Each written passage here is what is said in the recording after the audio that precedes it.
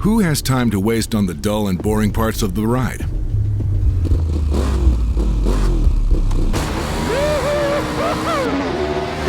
That's why KTM created the radical new 1290 Super Adventure S. It goes like a rocket!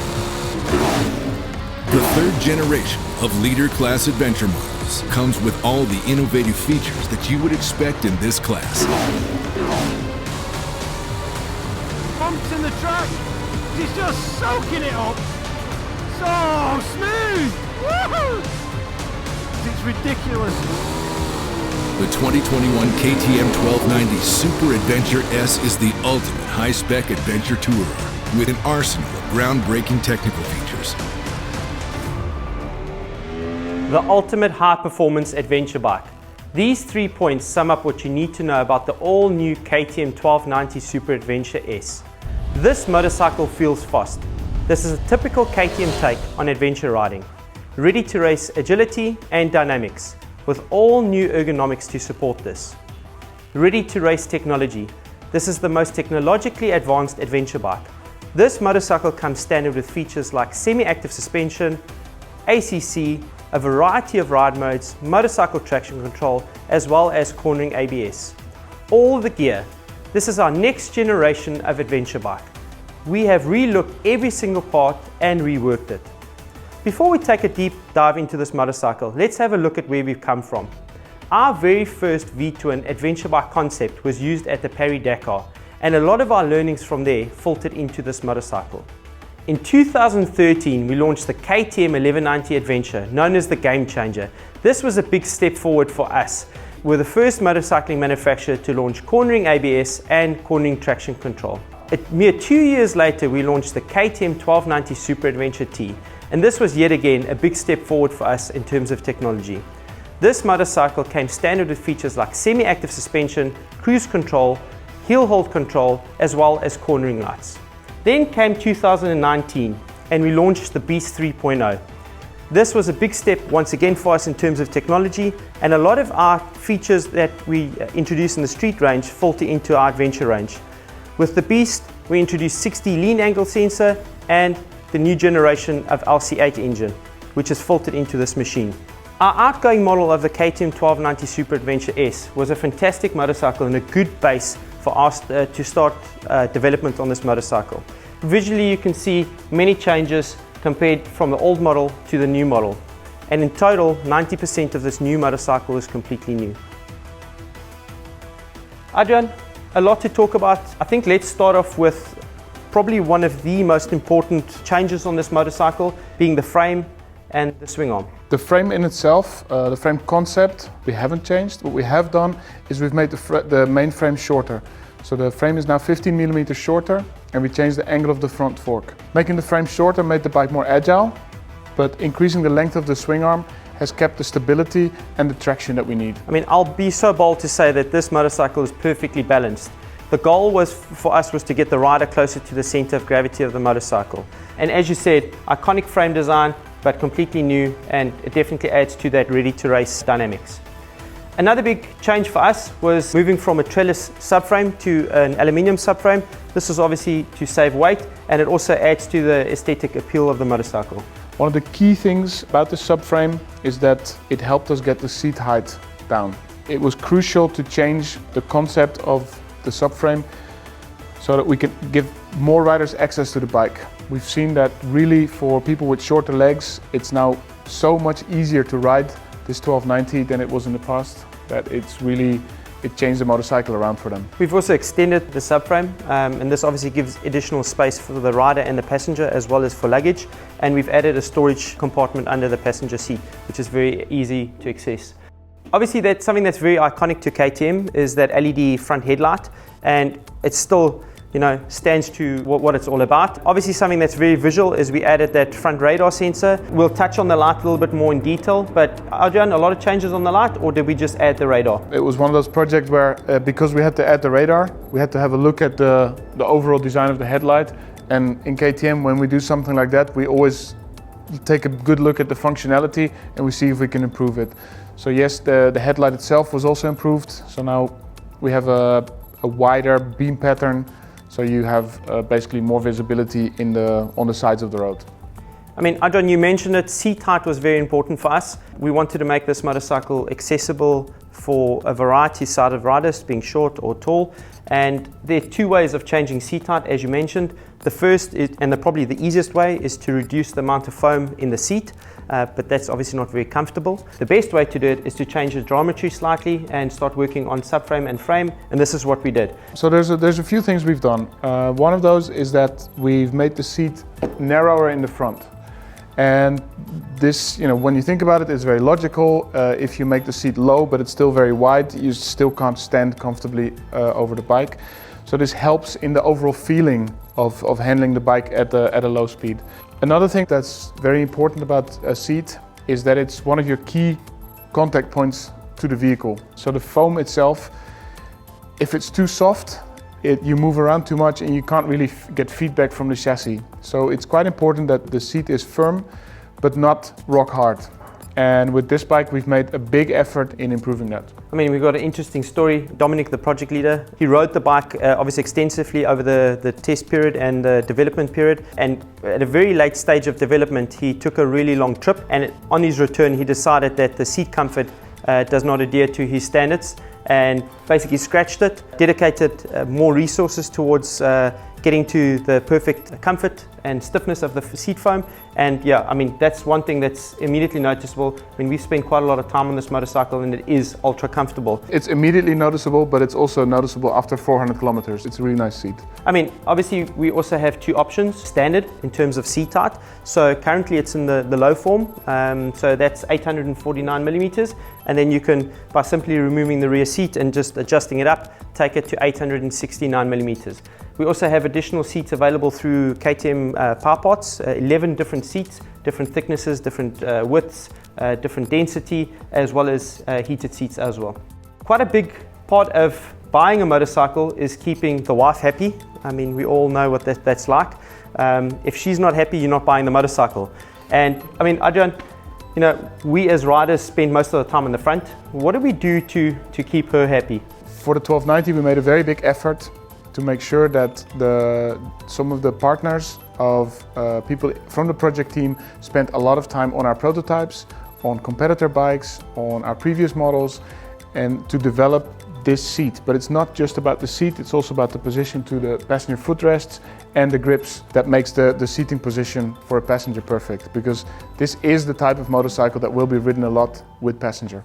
Now, another big goal for us was to reduce the amount of engine heat that gets obviously dispersed onto the engine, and that also gets dispersed onto the rider's leg. That was a clear goal for us, to get the rider to be more comfortable and, as I said, get the engine to run cooler. On the previous model, we had a single radiator. We've changed it up on this model where we have two single radiators, each radiator dedicated to a specific cylinder. Adventure riding, something that if you can, you do in nice weather, which effectively means that when you're riding the bike in summertime, a big 1290 engine can generate a lot of heat. So we had to work on getting rid of this heat.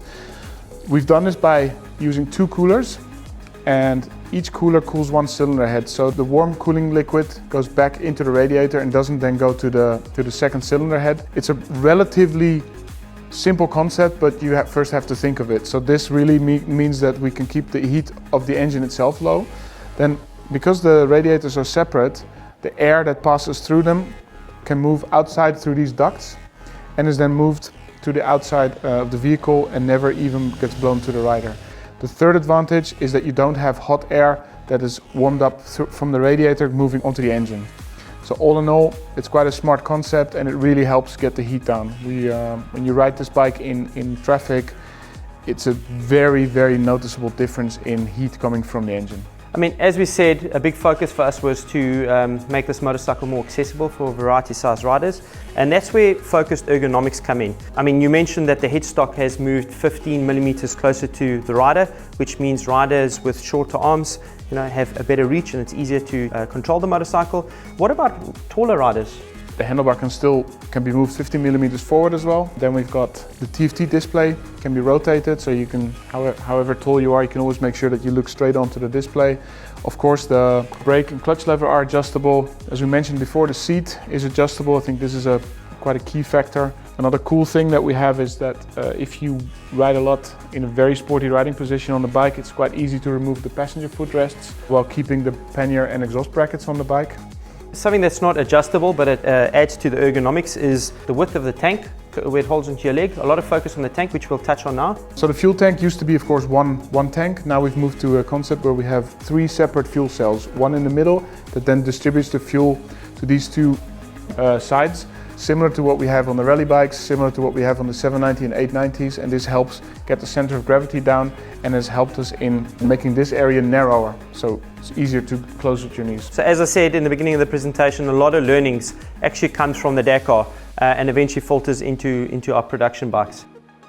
Adrian, you spoke about the dash really briefly. We've now got a 7-inch TFT dash with completely new logic, which is fantastic to work while you're riding. You no longer have to spend 2 hours in front of a manual to try to figure out where to change things. That, along with the new handlebar switches, make it super easy to use. TFT displays are super cool technology, and with this bike we made a very big step, and of course every manufacturer is going to say that yes, we made a very big step. In the past we had LCD displays which were monochrome and you could only work with text. Then we got these super cool TFT displays and we tried to use the possibilities of a TFT display as much as we could, but we realized that we were basically taking our old thinking onto a new type of technology. With this project we took a white sheet of paper and sat down with the designers and thought about how can you use this very flexible, colorful technology to communicate features to the rider, to adjust setting. What is the best way to very quickly while you're riding access these? And we came up with a lot of visuals. On the suspension, if you adjust the preload on the bike, you see an image of a motorcycle that moves up and down. You see a wheel spinning when you adjust the traction control. Your favorite is when you see you set the language of the bike, you see the flag of the country where the language is spoken. And all these things really help to very quickly see what you're doing. Someone told me that he said, if you switch the menu to Arabic, I would still understand it. It's that simple to understand. Obviously there's a lot of technology on this motorcycle and everything gets accessed through the TFT dash, and the goal was to not have a menu with another menu with a sub menu and then you get into the function. It was to keep it nice and clear, very clean and easy to use. We also have a new connectivity unit, which means faster pairing with cell phones. So we have a KTM MyRide, which is basically navigation. You can listen to music, a playlist, you can answer incoming calls, and that new connectivity unit just means a lot faster pairing and a lot more stable. I mean, Adrian, you mentioned the windshield in the front. A lot of testing went into this. You know, we obviously nowadays have 3D printers, which make it a lot easier, which you'll touch on now. But basically, we've done a lot of CFD calculations to ensure that we get the windshield working at its optimum, and obviously a lot of wind tunnel testing. I'm quite a tall rider. I'm 186, and normally I have a lot of buffering between myself and the motorcycle. And yeah, I'm happy to report that at various speeds, different adjustments, the buffering is really minimal. And what we did was we added 2 rotary wheels, or we have 2 rotary wheels on either side, so you can either use left hand or right hand, and you can adjust the windshield by 55 millimeters, which obviously just help if it's raining or if you have bugs or if you maybe a taller rider. What's a cool little detail, as you mentioned with the 3D printing, is that in the past you could do calculations and then we could send the data to our supplier and then they could produce a prototype and they could send it to us. We put it on a motorcycle, test it, then engineer it again, send another sample of 3D data to the supplier, get it back. But nowadays we have a 3D printer in the company, or we have various 3D printers, and the engineer can design it, we can print the component, put it on the bike, go outside, test it. If it's good enough, then we go in a wind tunnel to really fine-tune it, and then immediately change the parameters on the computer, print another one, and do another test. So it really helps us to get better faster. I mean, Adrian, you spoke about the tank already, so that adds to the bodywork of this motorcycle being a 3-cell tank. And as we said, a lot of learnings from our mid-size adventure bikes and obviously from our Dakar rally bikes as well. But something that's really cool and that's actually filtered down from the Beast 3.0 from the Super Duke is that we've optimized the thickness of the plastics. Yeah, it's another crazy science. Because you can simulate so much, you can actually calculate where the plastic has to be strong and where it does not matter so much how strong it is. So we could actually optimize the thickness of the plastic and this way reduce the weight of all the plastic parts that are on the bike. Adrian, I mentioned it in the beginning of the presentation, quite a bold statement by saying it's the most technologically advanced adventure bike. Let's talk about some of this technology and just take you through some of the standard features that we have, as well as some of the optional features that come with the motorcycle. Let's talk about ACC, because I know that's the hot topic at the moment in the motorcycling industry. Everyone's talking about it. Every manufacturer is jumping on the bandwagon to put it onto their motorcycles. I'm going to be very honest. Coming from a racing background, I was very skeptical. When you start talking about electronics to an ex-racing guy, there's always the assumption that there's a disconnection between the rider and the motorcycle. So I'm completely honest by saying I was skeptical. I've spent a lot of time on the bike and I've tested it in the various modes and various conditions, and I can definitely see the benefit out of having this system on an adventure ride. Adrian, you come from a country where you have to travel quite long distances to get to a nice adventure spot. Yeah, coming from Holland, we have no mountains, so that's already one. So to find any corner is going to be tricky. So you spend at least 1,000 kilometers to get to the first mountain. Probably the reason why I moved to Austria. I'm not a racer, but I had this same reservation a little bit about cruise control. And then when you test it, you realize that this classic cruise control, you're sitting in traffic, you switch it on because it's handy, and then there's a car, and then you have to slow down, and then you switch your cruise control off, or you set the speed lower, and then you overtake and you have to set it faster again.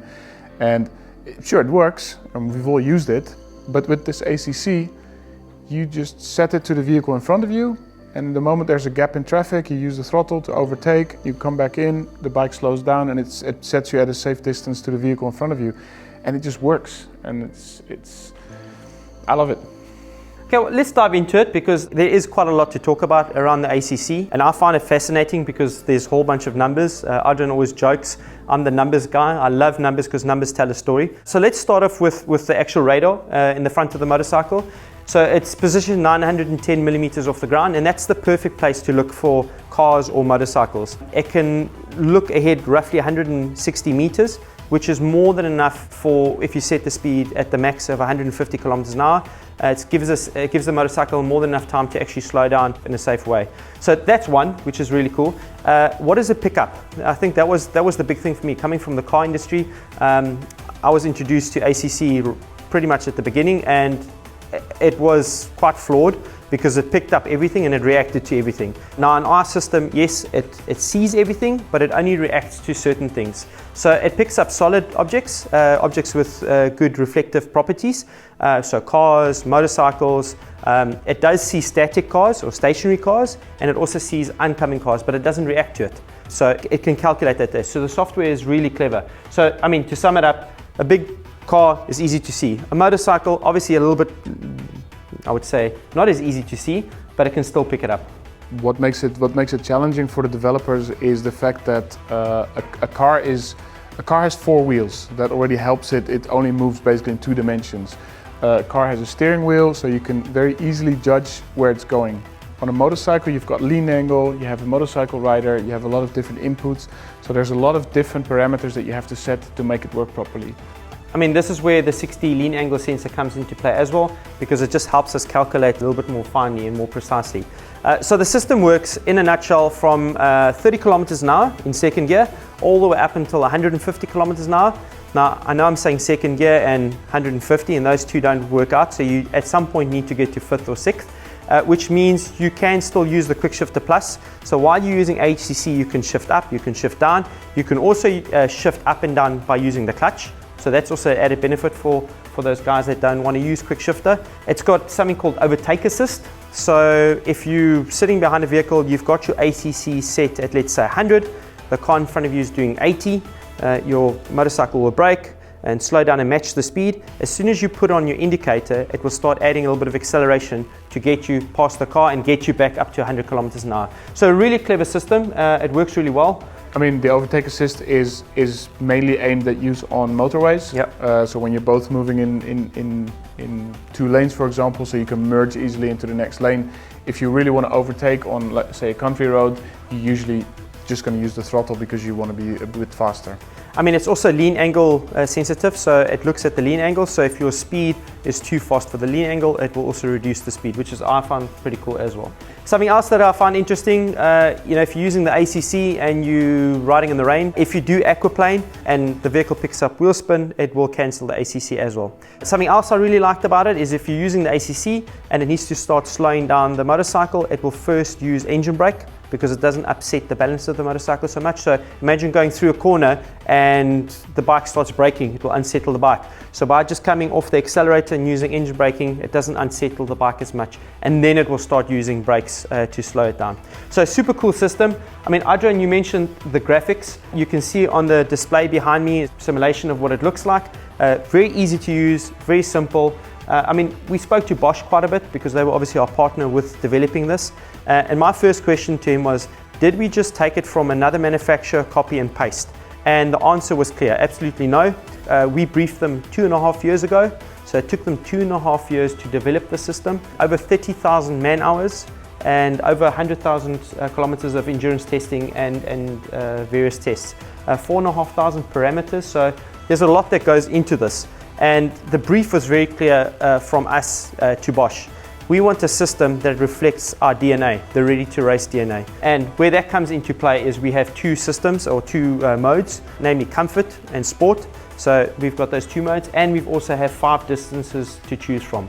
So let's have a quick look at it and then just talk you through it. So I think the first mode, and that's my favorite mode, is the sport mode. And basically what it means is it's the way that the motorcycle reacts. So if it sees a car, it will reduce speed quite rapidly. If you want to put the overtake assist on, it will increase the speed quite rapidly. And then the comfort mode, you like that, Adrian? Yeah, I like the comfort mode a lot because it's a little bit smoother on the braking, it's a little bit smoother on the acceleration, and if I need to accelerate more, I always can override it with the throttle. I just like the general feel of it, but it's a very personal taste. The distance settings are the same between the two modes, but it's how the vehicle reacts to what's happening around it. So let's talk about those distances. As I said, there's 5 different ones to choose from. So the first one being very short. What it does is the system calculates the distance between the motorcycle and the car or the other motorcycle in time. And that way, when you start increasing the speed, obviously the distance increases. So on very short, your following distance is 0.9, which doesn't seem like much, but it's sufficient enough to react. Then you go to short, which takes you to 1 second following distance. You go to middle, which is 1.2 seconds. And then you go to, obviously, the next one, which is long, so it's 1.5. And then all the way to very long, which is 2 seconds. So, Adrian, what does it mean for the rider that doesn't really want to use ACC? Do we have an option for him? Because obviously ACC comes standard on the 1290 Super Adventure S.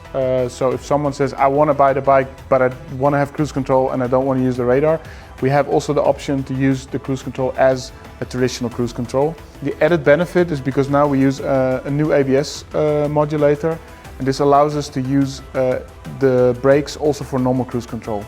So if you're riding in a country that has a lot of speed limits or a lot of changing speed limits, for example, and you need to quickly reduce your speed, in the past it would only brake with the engine, so if it's slightly downhill you might not slow down enough, and now the vehicle also applies the brakes, so you can keep using the cruise control even in the, let's say, the traditional cruise control mode.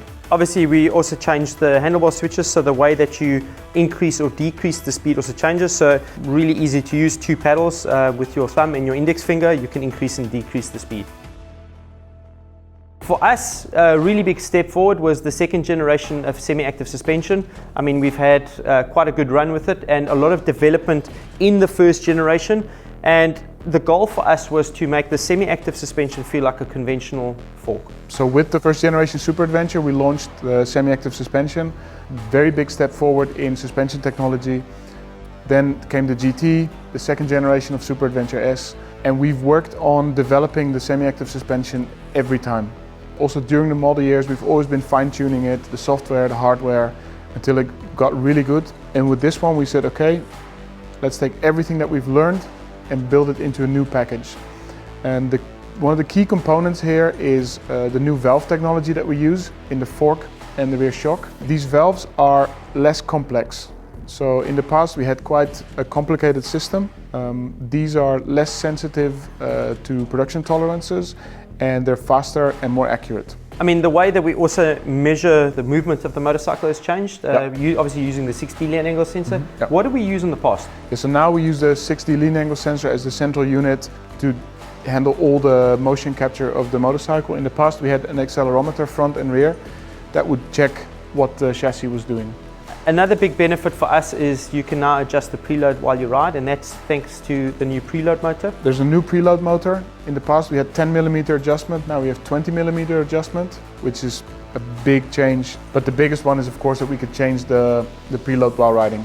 I mean, something that, again, it's a little bit geeky, but that I liked is, we used to have analog displays, and now we've gone digital. And what's the difference there? And we talk analog and digital, that's fine, but what's the benefit for me? So also the sensors that we use in the fork and in the rear swing arm, we have a sensor that measures what the wheels are doing, and we've gone from analog to digital sensors because again, they're faster, more accurate, and most of all they're less sensitive to interference from outside sources. I said it's standard on this motorcycle, and it also has a couple of different modes that you can choose standard. Let's have a look at the standard modes and just identify in which terrain and what kind of speed you should be using. Let's talk about our default mode, street mode first of all. Where would I use this? Yep, street mode is the mode that should fit most riders in most situations. It works from bad roads to good roads. It works from smooth cruising to sporty riding. It's the widest mode, and it's basically the base setup of the Super Adventure S. So it's pretty much any speed, any road condition. My favorite setting, especially on this island, I mean there's so many twisty corners, is the sport mode, and you can really feel the difference when you go through the modes. Stiff and a little bit more damping. The progression is a lot stiffer. So what you feel when you ride the bike in sport mode is that the damping is stiffer, but the way the system works, because don't forget it's semi-active, so it is always changing the damping depending on the movement of the suspension. The main thing you have to remember in sport mode is always grip focused, traction. We try to keep the wheels on the ground at all times. By doing this, we sacrifice comfort a little bit because we allow the chassis of the bike to move around more. So you can feel what the wheels are doing, and you are always in touch with any irregularities in the road surface. What if you want to be comfortable? If I have my wife on the back and I'm riding on a road surface that's maybe slightly bumpy, I want to keep her happy. How does the comfort mode differentiate the feeling to the rider and the passenger? Comfort mode is basically the exact opposite of sport mode. In comfort mode, we try to keep the vehicle as stable as possible, the vehicle and rider of course, and we allow the wheels to move around more. The downside of this is of course that you are less traction focused, less grip focused, and if you use this for very sporty riding, of course you're compromising somewhat the grip and traction. But for riding at still quite nice speeds, it's really good, but it's the absolute best when you're just cruising along on bad surfaces in town, through these little villages with their cobblestones. It's really good. I mean, I said we wanted to get the semi-active suspension feel like a conventional system. On a conventional rear shock, you have the option to turn up or turn down the preload, and this is something that we wanted to offer the customer as well. So we have a preload adjuster which comes standard, and you have it in 10 different steps, so from 0 to 1. So the graphic at the back shows you how simple and how easy you can identify what the motorcycle is doing. And this is, again, you can choose. If you want to have the back of the motorcycle a bit higher, maybe for sportier turn-in, or for riding with passenger and luggage. With passenger, luggage. I mean, I'm always thinking sporty because yes, it's an adventure, but I also like getting there quite fast and then enjoying the curves on the way. Or if you're the rider that wants to maybe have your feet closer to the ground and you don't mind sacrificing the geometry of the motorcycle, you can lower it down as well. So this comes standard with the motorcycle. Another feature that is very cool, but it comes as an optional extra, and this is where we start moving into the Suspension Pro package, is the auto mode. Adrian, how's auto mode help me? So as I mentioned, we have all these sensors that capture the data of how the vehicle is moving and how the wheels are moving. In auto mode, we use the input from the rider as an additional data point.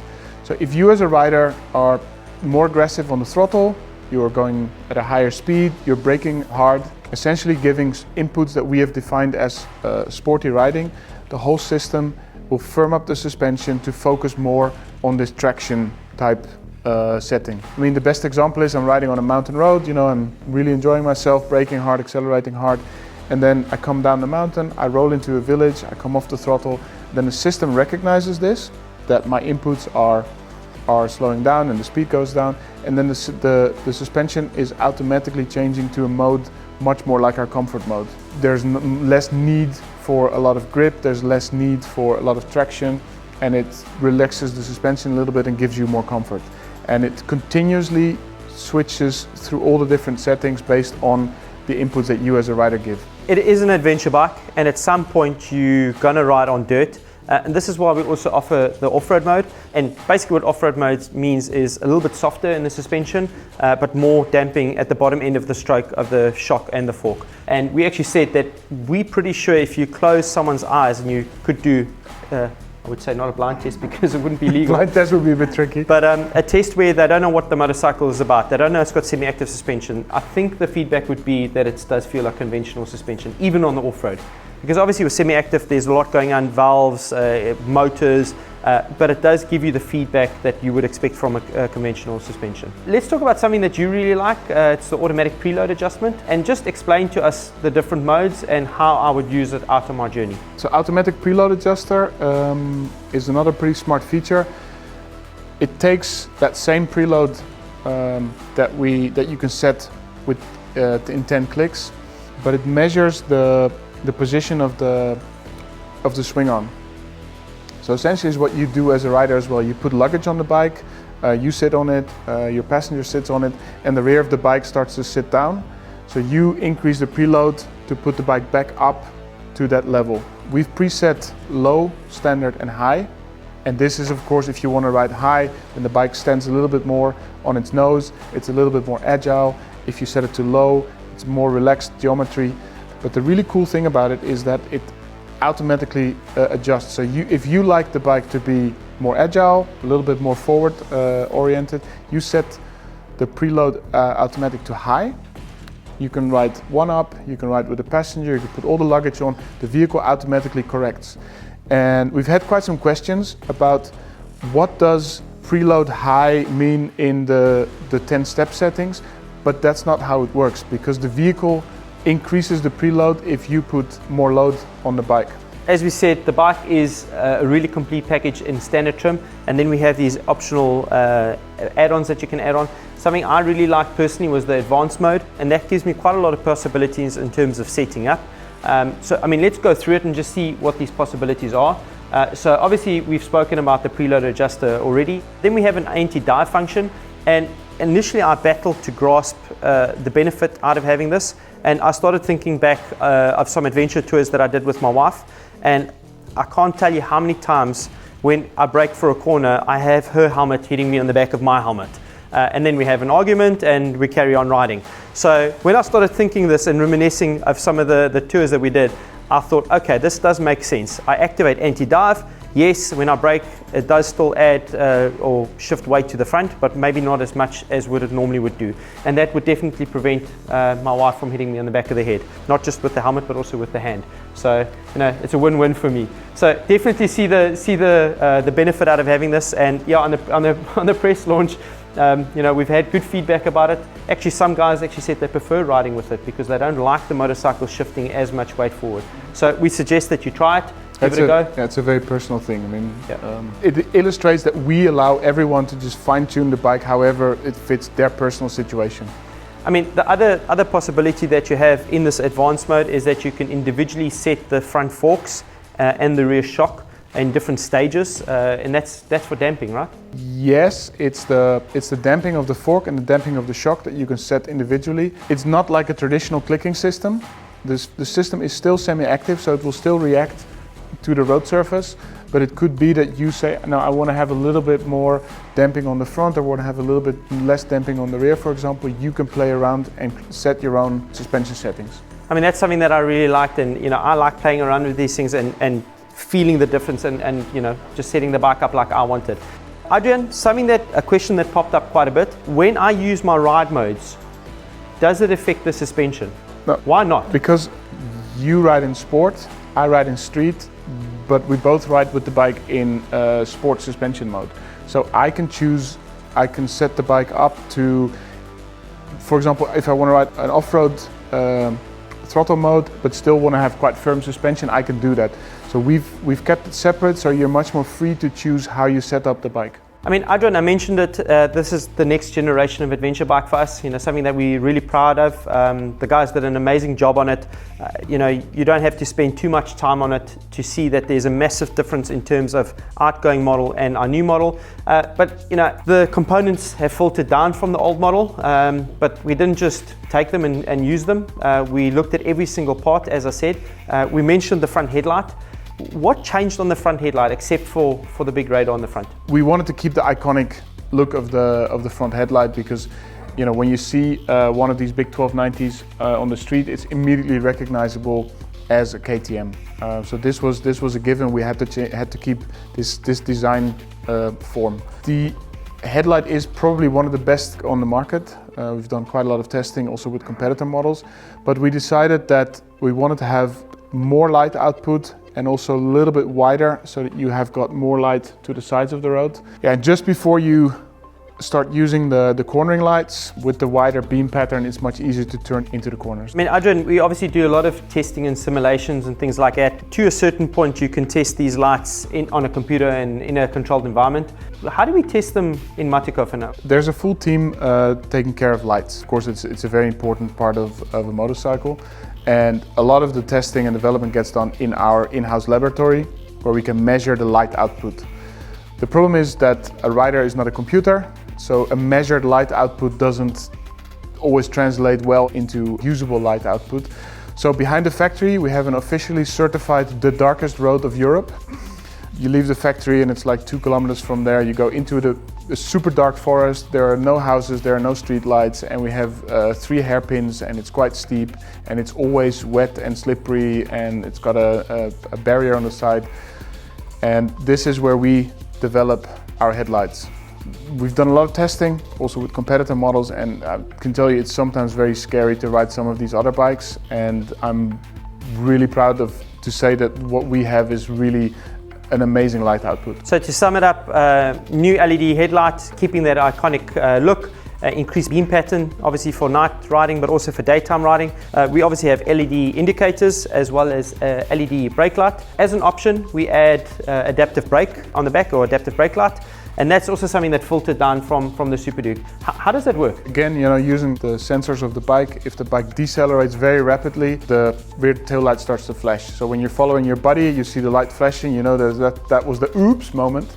Because it's really helpful because especially when you're riding in a group, when you see the guy in front of you, if the light starts to flash, you know that you have to really start braking. I think the important question here is the V-twin engine. Some of the competitors came out with different configurations. We've had this platform for quite a long time. Is it still relevant? Yeah, I'm a firm believer that a V-twin engine is the absolute best engine you can have in an adventure bike. It's a super narrow build, it's extremely torquey, and it still has 160 horsepower, which is more than enough that you need on an adventure bike. I mean, let's be honest, when you're riding adventure bike, yes, when you're on a beautiful island like this and you have nice twisty turns, you get on the gas, that's where the torque comes into play. Long straights, you have the 160 horsepower and the speed limit is only 90 kilometers an hour. So you're really fast at 90 kilometers per hour. And then you slow down, yeah. But it also makes it more accessible. So if you're riding along alone or with your wife on the back and you need to overtake a car, you can be in pretty much any gear and just roll on. The torque will drive you past, where with some other configurations of engines you need to be in the optimal gear, optimum RPM just to get past. So it just makes it a little bit more relaxing and it really fits into the spirit of adventure bike riding. We've obviously done some work to the engine. Again, learnings from Super Duke now filtered into this adventure model. We saved quite a bit of weight, in total 1.6 kilograms saved on the engine. A lot of focus on the casings. Inside an engine, of course, you have to circulate oil.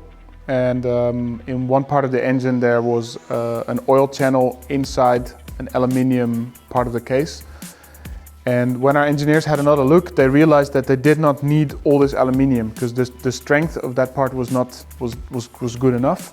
So it could be reduced to the absolute minimum. And now the oil flows through a super thin aluminium tube, which weighs almost nothing. So they could just take a whole bunch of aluminium out because it was not needed. I mean, we also decreased the tolerances on the piston rings and cylinders. This has obviously helped us optimize the mapping of the engine, but there's also a benefit for the customer. the tolerances on the piston and the bore of the cylinder are now smaller, it basically increases the reliability. But essentially this engine is bulletproof. These engines run forever. The first thing that I noticed when I got on the motorcycle was how smooth the gearbox was, and that was a big goal for us, is to make the shifting a lot smoother. And a lot of work was done on the gearbox, not just with software in terms of the QuickShifter Plus, which has been updated, but also on the hardware. We changed a lot inside. We changed the shift drum, which used to be made from steel, now made from aluminium, so again saving quite a bit of weight there. We also changed some of the coatings that we normally use on the shift or the selector shift. We used to use hard chrome, now we use bronze and copper, making it a lot smoother. We've also changed the length of the shift lever travel arm and put a lighter spring in as well. So this all just making the gearbox a lot smoother. And as I said, also updating the QuickShifter Plus settings, which make that nice smooth shifting if you're using ACC or not ACC. With that, we also changed the airbox, which is also an important step for us. We changed the header exhaust pipes. We added lambda sensors. Obviously now Euro 5. I mean, we mentioned weight saving. That was a big goal for us, because when you introduce Euro 5, you're obviously adding more hardware, more cats, more, yeah, a lot of things you're adding. We also added more technology, obviously with the ACC. So that was a big goal for us. Focus on every single part, reduce it where we can, obviously keeping it within keep the weight under control. Yeah, keep it under control. And yeah, as we said, results really good. It is still a fairly big adventure bike, but as I said, it's perfectly balanced. When you ride the motorcycle and you have to turn really tight turns at slow speed, you'll feel that the bike, yeah, it feels like a big trials bike. The surprising thing every time I get on it is that when you ride it, you don't even realize how big it is. I've seen people that really were a little bit nervous getting on this big adventure, and they came off and like, it's unbelievable. It's so easy to handle and so easy to ride. I mean, we already spoke about the radiator, so that was quite clear.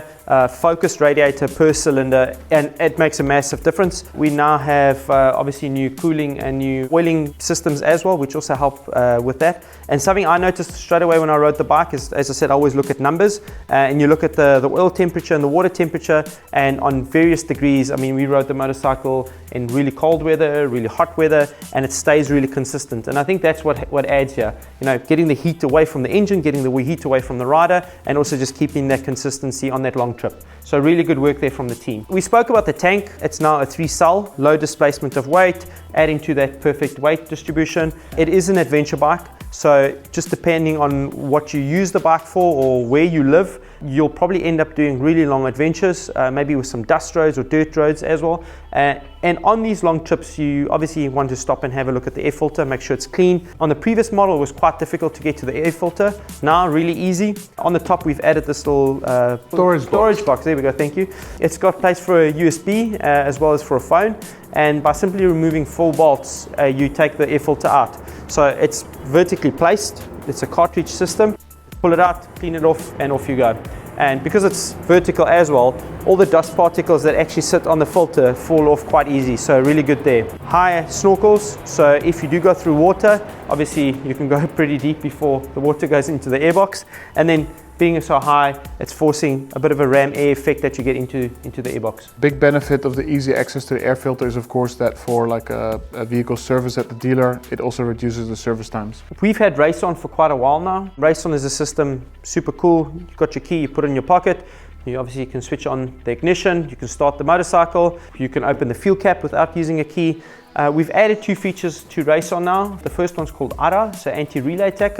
What does that do? A relay attack is basically where someone picks up the signal from your key, copies it, and uses it later to steal your motorcycle. It doesn't happen very much, but it's technically possible. So we worked on a system where you push a button on the key, put the key in your pocket, put your helmet on, your gloves, and then you can start the bike and ride off. So you have about 10 minutes between pushing start and taking off. You can also switch this functionality off. I live in a very small rural village in Austria, so for me the risk of motorcycle being stolen is not so very big, so I would switch it off.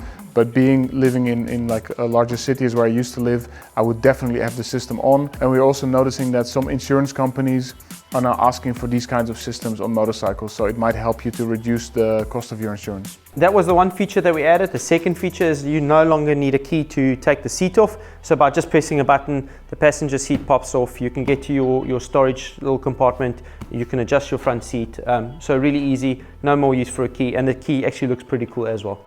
Adrian, we spoke about these software packages. The motorcycle is a complete package. If you want to fine-tune things, this is where you add the packages. We have a strategy with these packages. Essentially what we do is we build a motorcycle that you do not need to buy any of our software, but everything that we have you can buy separate. So if you want to buy only a quick shifter, it's possible. If you want to buy only the rally mode, you can buy it. Then we combine everything in what we call the tech pack, which we then offer at a reduced price compared to if you would purchase all the components separately. And this, I think, makes it really easy to get all the different software options in one go. I believe that all the options that we have really add a lot of value to the bike, but we want to give the freedom to the rider to choose whether or not they want to have these options. I mean, obviously our main focus is motorcycles, but another big part of our business is power parts. When you think about adventuring, depending on what you want to do, where you want to go, we have a variety of different selections. I mean, three of my favorite ones is definitely the tank bag. For me personally, when I cross borders, I want to have my passport, my wallet, my phone, maybe some money really close by, free up some space in the pockets. Obviously, very important is the touring cases. You need to put your luggage somewhere with the new floating system. A lot of work's actually gone into that, and at various speeds, the motorcycle stays very stable. And then obviously the Krapovic slip-on, because you need that extra sound. It sounds amazing. Another part of the business is obviously clothing, and we've spent quite a lot of time in absolutely pouring rain. So we were very thankful we had some decent gear on. We've partnered up with various partners to make sure that we get the best quality and the best fit as well. So we basically have two dedicated gear sets for this motorcycle. The one on the left more focused on road riding, and the one on the right more focused on off-road riding. Both of them are amazing. Both of them are waterproof, Gore-Tex, awesome lining, winter lining inside, which is removable. So you have one set of gear for summer and winter. Really good gear. It kept us dry the entire time, and it does look pretty cool as well. Just to recap what the all-new KTM 1290 Super Adventure is all about. This motorcycle feels fast. It has ready-to-race technology, and of course, it has all the gear.